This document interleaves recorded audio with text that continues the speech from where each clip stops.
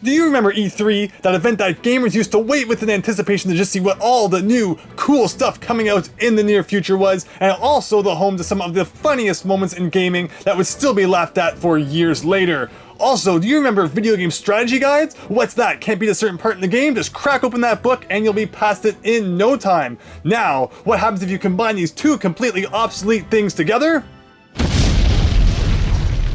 That's right, it's E3 exhibit guides from the year 2000 and 2001. These would have actually been used by people who attended the event back in the day, which was then held not in June, but rather in May. And I just think that these are so cool. These are things I picked up years ago. They were just mixed in with what else but a bunch of strategy guides, because these are actually made by the company Prima, who many people probably know the name from as the creator of various strategy guides back, especially around the N64 and GameCube era. So I think it's so funny that as the guide that you would have been given, perhaps when you attended the convention, or maybe you had to pay for it. I doubt it. It was probably, handed out to everyone. This is a big chunky book to just be given when you enter the convention. Was actually made by the same people who were making strategy guides at the time. And just like how on the side of the strategy guides, it's like, maps inside and stuff, they even continue that theme with these directories. So since there's no E3 this year, I thought maybe the next best thing to do would be to take a trip back in time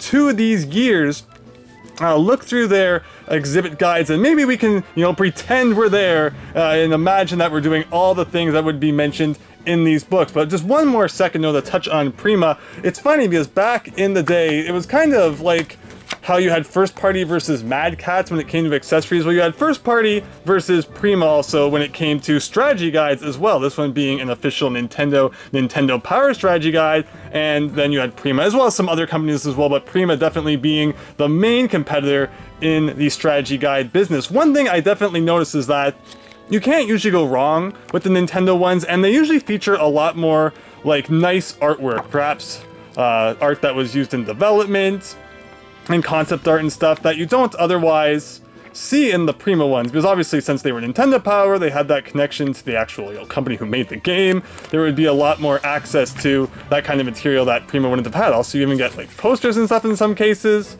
which Prima guides didn't always have, but this is definitely a very nice guide. And then again, if you look through the Prima one, which isn't bad, you definitely don't see nearly as much of that like concept art and stuff, and it's mostly just the generic vectors and things that you'd expect to see in pretty much any gaming magazine at the time. But overall, strategy guides are something I love to collect. I just think they're so neat, and I think that it's going to be cool looking through these two things that, again, people would have actually used back in the day at the convention. So let us start with the one from the year 2000. Wow, it's hard to believe that over a decade ago, E3 2000 took place. And to put this into perspective, things that happened at E3 2000 include the announcement of Banjo-Tooie, Conker's Bad Fur Day, The Legend of Zelda Majora's Mask, Paper Mario, Pokemon Gold and Silver, Persona 2, Mega Man Legends 2, Mega Man X5, and the GameCube, which was known as Project Dolphin at the time, and even the Xbox, were all things that you could see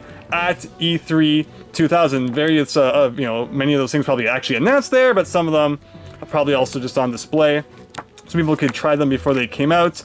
And yeah, this was a really, really, really cool time in gaming's history. Because again, you had the GameCube coming out, the Xbox was just starting to get in there, and yeah, as you can see, you get your advertisements in there. This is like a full page advertisement. There's gonna be a lot of companies and things in this book, I think, that who's ever actually heard of some of them. There's also going to be websites and things for all the different companies. You are free to look up any of the websites that you see posted in here to see if those companies actually still exist. Now I'm trying to find out what exactly the best way to show you all, because I think if there's anything really noteworthy, I'm gonna take a nice picture of that page and make it full screen. But otherwise, this is the guide that you would have been given, and it tells you all sorts of just random information about actually attending this event, because as you might notice, it's like workshops, conference, and exposition. It wasn't just all about the games back then. It was also a lot about learning the industry and making connections and such. But I think if you think about E3 as it was, at least in its later years, the only thing anyone really thinks about is new game announcements, but not about those other factors that E3 very much was about back in the day.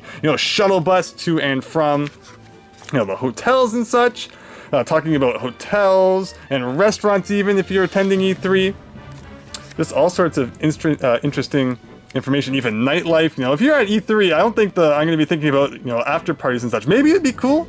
I don't know. I guess it depends on who's hosting the after parties and such, but no, I don't think that would be the number one thing on my mind if I was attending one of the coolest video game events in the world. You even get, you know, like Gamers Republic. I will admit that this is one that caught my eye when I was just flipping through the books before making the video, and this website does not any longer appear to exist. But if you use the Wayback Machine, you can see what it once was, and it is kind of sad that, especially with the rise of social media, a lot of these smaller video gaming communities just really don't exist anymore, because, you know, there's a Reddit for that now, or, you know, a Facebook page or a Twitter, you know, hashtag or something like that just unfortunately made all these smaller communities obsolete, which really is quite sad. And otherwise, you know, sightseeing, which again, I mean, I guess if you're doing it after the convention, but that's definitely not what I would have been thinking about while I was at E3. And one thing I definitely lament is that I never had the chance personally to attend E3. It's always one of those things in the back of your mind, you're like, wow, that would have been so cool to do, but especially in its later years, it definitely, you know, wasn't what it once was, at least in probably around 2010. You know, the early 2000s, or rather 2010s, is definitely the last time I think I was really excited for an E3. So if it never does end up coming back, you know, not too much will probably be lost. Here's an advertisement for the ESRB. Everyone probably knows them. They're the people who keep pasting those, you know, ratings on the front of your games that nobody cares about. And I'm curious, what kind of console are they even playing? It kind of looks like a PlayStation, like the controller is definitely PlayStation-esque, with that weird kind of plastic piece near where it plugs in, and the controller itself, but there's only one shoulder button, and PlayStation also does not look like a you know, generic gray box, so not too sure exactly what they're trying to get at there. I guess, you know, just trying to hint that it is a PlayStation. And whoa, it's a message from Bob Pittman of America Online. That's a company I'm sure you'll be hearing about for years to come. Who remembers AOL?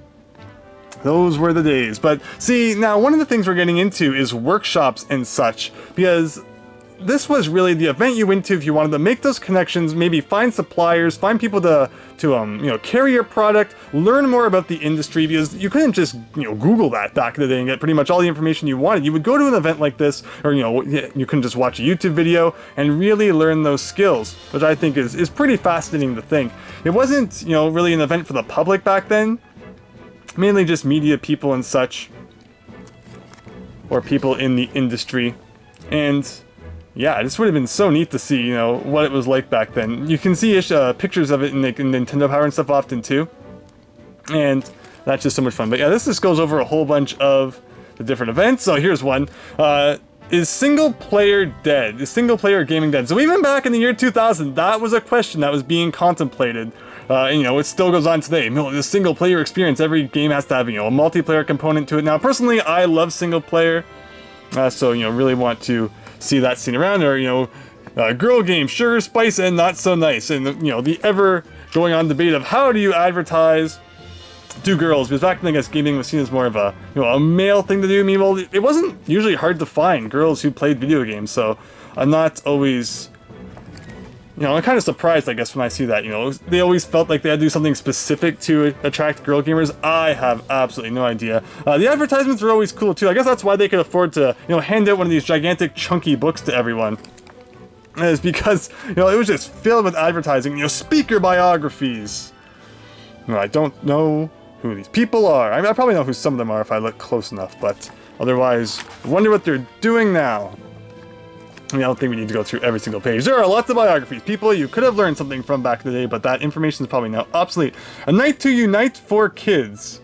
Doesn't exactly say what it is. It just says that it's on October 17th, 2000.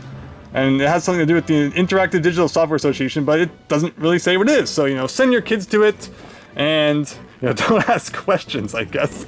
You know, some information about what exactly event you're going to is usually a nice thing to include. And we're still going through speaker biographies. It goes on and on and on. What else we got?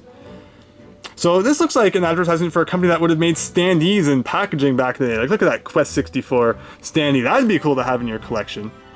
But see, that's the kind of people you could connect with if you went to E3. And also over here, you know, you can buy, you know, tapes of the event. Oh man, remember when things were on tapes and you had to rewind it so you could watch it again? Crazy. And of course, you know, Prima is going to advertise their own booth. And a signing by Rick Barba. That's funny. Like, can you imagine, like, hey, I got my strategy guide signed by the person who wrote it. I mean, I'm sure a lot of effort probably goes into it, so good for them. For sure, but that's just such a funny thing. You know, you love your strategy guide so much. I would love to see, or like, you know, hear from someone who got their strategy guide signed back in the day. And here's just a whole bunch of different, you know, the businesses and such that were there. And it talks about the different things that they deal in. But yeah, it really shows, you know, how much of an event it was for businesses and the press and such, or maybe not even so much the press, but just really people in the industry at that time especially. But, you know, there would have been press there as well. You know, and not something that would have been probably televised on the internet back then, because it's all, you know, what is it called, like conferences and such. But of course, as we'll see, there is going to be a map at the back, and companies did have booths and such where they would also have their games for play as well. It just would have blown my mind to be able to go back, go to this back in the day, get your Daikatana. You know, that's the guide I want signed. I want my Daikatana Prima strategy guide signed. And here we go. Still, at that time, held in the Los Angeles Convention Center. I have never been in the convention center, but on a family trip once, I did go right by it on this highway right here, so I've been somewhat close to it, I suppose. Man, that was years ago, though. And here you go. Here is a map of one of the buildings. We got Red Storm Entertainment. They have a lot of like advertising in this book. I'm guessing, you know, Codemasters, if you really wanted to, you could probably pay some extra and get some extra advertising in this book.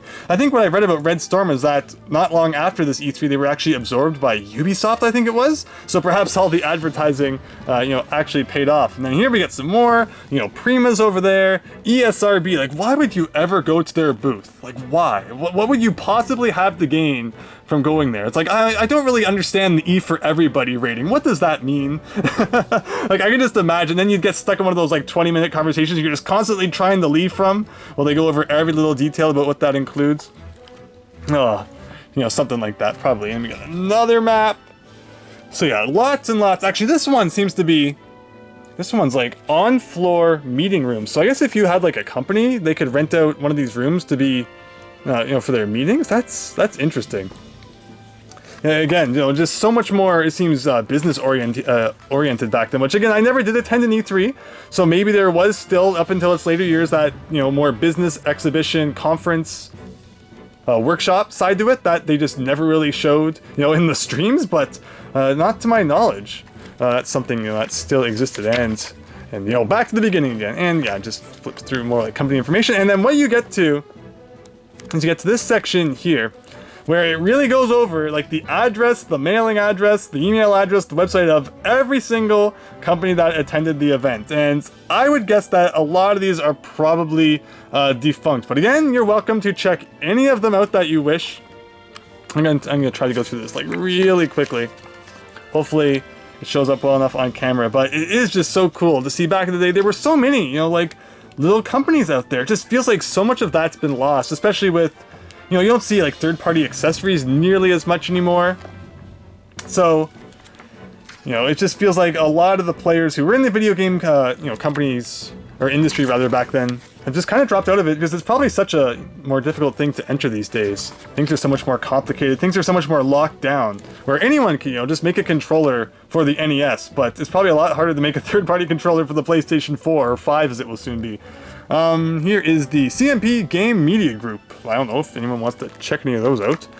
Not sure what they're all about. And yeah, it just goes on and on, and you can really get all the information you need. And then this would have been great because, you know, say you went to Funcom and you had a good talk with someone at their booth or something like that. I guess they'd probably have like a business card as well, but you would still have all the information so you could get in contact with them later. Seems like a really big, like, easy kind of way to breach, you know, their privacy, but I guess before the world was too digital, that wasn't really something people were worried too much about.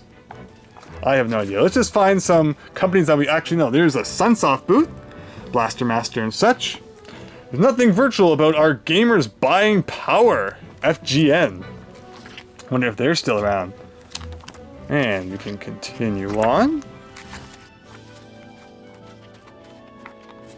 And there is, of course, Nintendo of America. Get all the information you need. Nintendo manufactures and markets hardware and software for its popular video game systems, including Nintendo 64 and Game Boy, the world's best-selling video game platform. Well, the PS2 was right on the horizon, so, you know, milk that while you can, Nintendo. And you also notice they don't mention Virtual Boy and such in there. But yeah, that's just pretty much what you can expect. All the companies, all the time, even Sega of America being in there.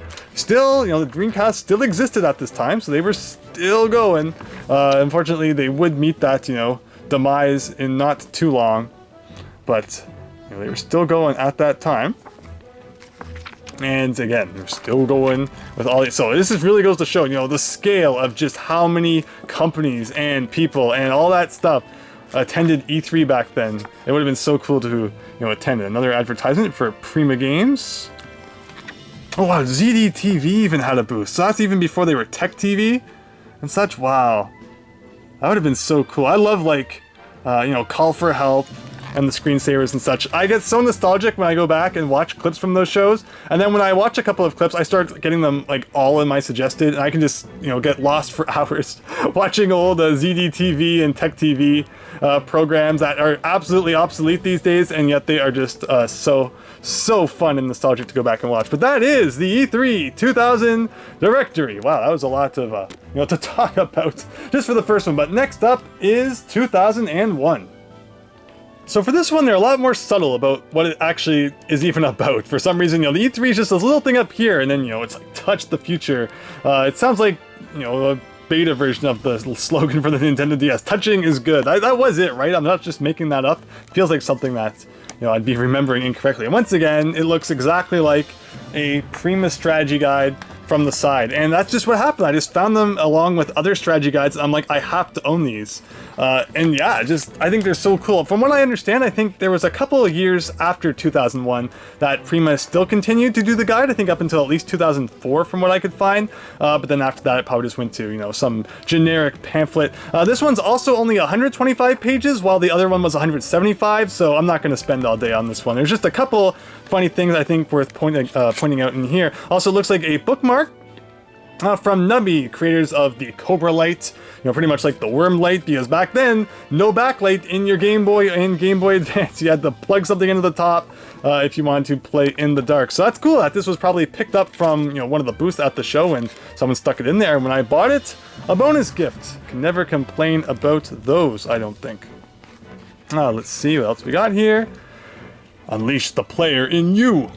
South Hall 624 for Ubisoft. And yeah, this one again held in May, which is cool. It's kind of weird that, you know, moved to June at some point, but man, E3 just used to be the event of the year. I looked so forward to it, and it's just a shame that, you know, it's become, I guess, what it's become. And I'm guessing that this is probably a picture of last year's. It wouldn't make any sense if there's a picture from, I guess, the current year's on there already, but PlayStation was very clearly, you know, doing some advertising there.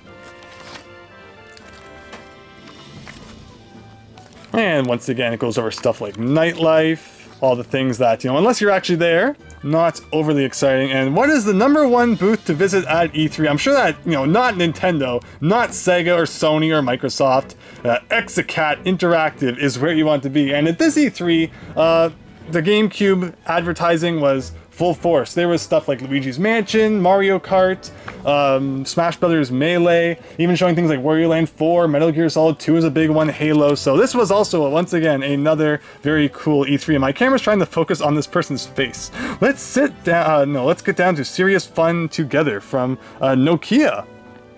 Yeah, there you go. Advertising all over the place. And once again, here's some more pictures and such. Workshops at a glance, still a very big thing this time. Canadian new media, top of the class. Hosts and topics. Once again, nothing, you know, too interesting, because it's not like we can, you know, go back in time and attend any of these, but it looks like that tapes were made to, you know, for people to be able to go back and watch these. I would love to see those uploaded to YouTube. Games go wireless. Wireless technology is coming to the world of gaming at a dizzying pace. No one says that anymore. This session will educate you in the latest wireless initiatives, teach you the basics of delivering media and games in wireless handhelds and phones, and address ways game developers and publishers can participate in wireless revolution. It's so funny you know, looking at a book like this, especially looking at Nintendo Power and such, and they're always like, I wonder where gaming will be in 10, 20 years. And, you know, now we can answer those questions. Do game journalists play fair? As the game industry has grown, so has game journalism. What sort of authority do today's journalists have, and what are their responsibilities? Do they follow the rules? Are they fair? Probably, probably not. There's always kind of, you know, back deals and stuff when a game gets like a really good grade, because if a company's giving you, you know, free copies of their game to review, you're unfortunately probably going to be like, oh, I don't want to give them a bad review, they won't send me free games anymore. You know, so especially got to consider things like that. There's always media bias. Remember the propaganda model. E3 2002, we're already advertising that. We're not even at the end of this book yet. It's happening. It's in interactive entertainment. It happens first at E3. And this one, getting later in May. I actually wonder which the first E3 held in June is. Seems like they're slowly creeping that way. Look at Germany.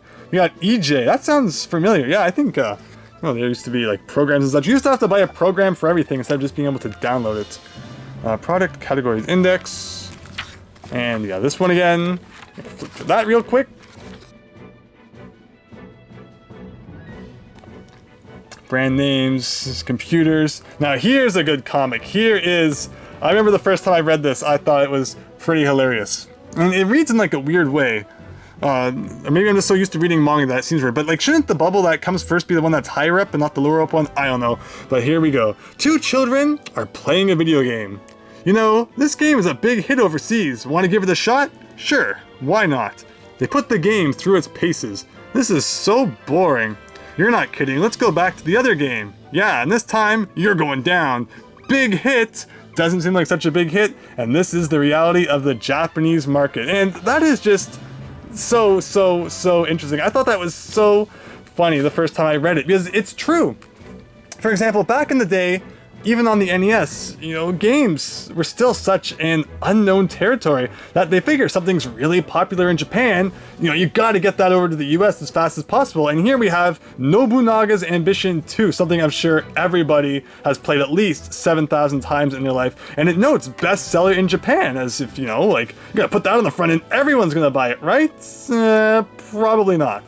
Probably haven't heard of, you know, too many people who have played Nobunaga's Ambition 2, which is funny because there wasn't even a first one on the NES, and made by Koei, same people who have made other things like Dynasty Warriors and Romance of the Three Kingdoms. So, you know, they're a very well-known and reputable company, but just their games don't always take off, or are not nearly as popular in North America as they are in Japan. So it's funny that, you know, this comic is saying that's the case, and you know, I guess their kind of thing is that they'll help you figure out which games are maybe good to bring over, or what kind of games you want to make, because something that's popular in Japan, you know, you don't necessarily just want to copy that idea.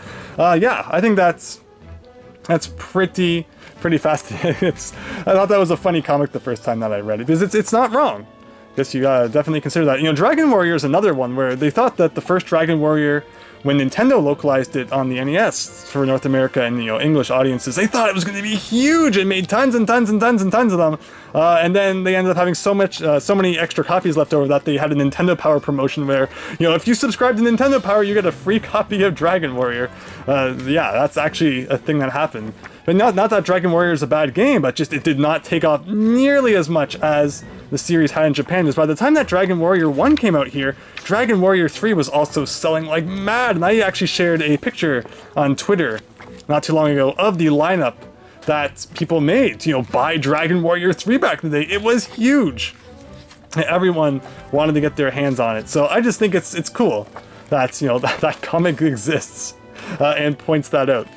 Because it's not wrong. It's certainly not wrong. And once again, we just have all the companies that attended and their you know, profiles again. This time ZD TV's not there. They're now called Tech TV. I went by it so fast. QRST.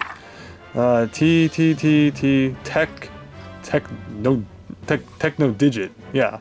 Team Sound. I guess Tech TV didn't attend that year. I don't know. But that is the story of E3 2001. And once again, company list. Maybe they're in this list, but I'm not going to spend all day looking for it. The Gamma Network. And the map of the convention center and surrounding area. And once again, a map of the halls. It always gets confusing when conventions are split between various halls trying to get, you know, to and from them. You don't want to accidentally miss anything, which is very easy to do. And a nice advertisement showing a whole bunch of the guides that they had back then. I mean, they did make some great guides. If there's ever any debate for, like, you know, which one you want to buy, I don't know exactly what the price difference would have been back in the day.